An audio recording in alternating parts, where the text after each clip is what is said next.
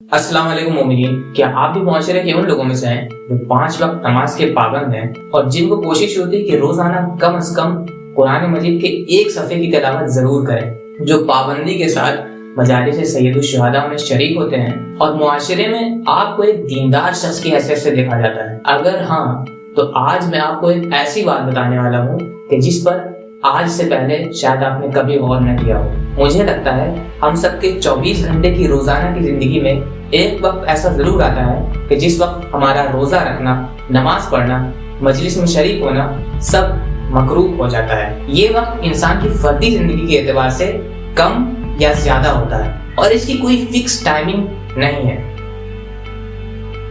हम सबको कभी न कभी गुस्सा जरूर आता है, या हम किसी के साथ बुरा बर्ताव कर जाते हैं, या फिर किसी बच्चे को किसी वजह से मार देते हैं, मस्जिद में नमाज की पहली सफ से उठा देते हैं, या मजलिस में तबर्रुक देते वक्त झड़क देते हैं। इस तरह के रवैयों के फौरन बाद हमारा मकरूह वक्त शुरू हो जाता है।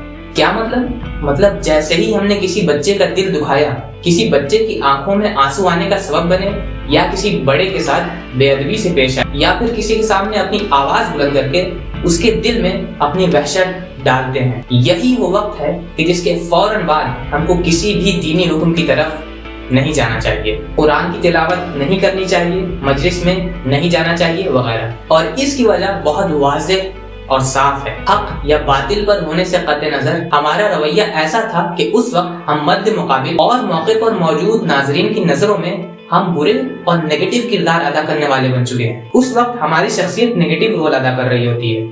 अब ऐसे में नमाज, दुआ और अल्लाह और रसूल की तरफ जाने के दो बड़े आफात हैं। पहला तो ये कि ऐसा करके हम ये तासुब पेश कर रहे होते हैं कि इस वक्त का ये नेगेटिव शख्सियत वाला बुरा इंसान रसूल और अल्लाह के खैमे में, जिसके नतीजे में हमारे बुरे रवैये से फौरन दीन का दामन दागदार हो जाता है। और दूसरा ये कि हम ऐसा करके अपने बुरे रवैये और दीनी अहकाम के दरमियान कुर्बत को पेश कर रहे होते हैं। ये कुर्बत मुखातिब के ज़हन में एक तवाज़ुन कायम करती है कि जिसके नतीजे में लाशऊरी तौर पर मुखातिब के दिल में दीनी अहकाम की तरफ एक नेगेटिव एहसासात और फीलिंग्स बन जाती है। दर हकीकत हम जब भी गुस्से में होते हैं, या किसी से लड़ कर आते हैं, या अपने बच्चे को जब कोई सजा देते हैं, तो फिर इसी के साथ साथ हमसे दीनी और मजहबी मज़ाहिर का इजहार नहीं होना चाहिए, क्योंकि इससे दीन मुखालिफ तरबियत को रोक पाती है और सामने वाला शख्स सबकॉन्शियसली और लाशूरी तौर पर मजहब से दूर हो जाता है और बाज़ दफा दीन से ही नफरत करने लग जाता है।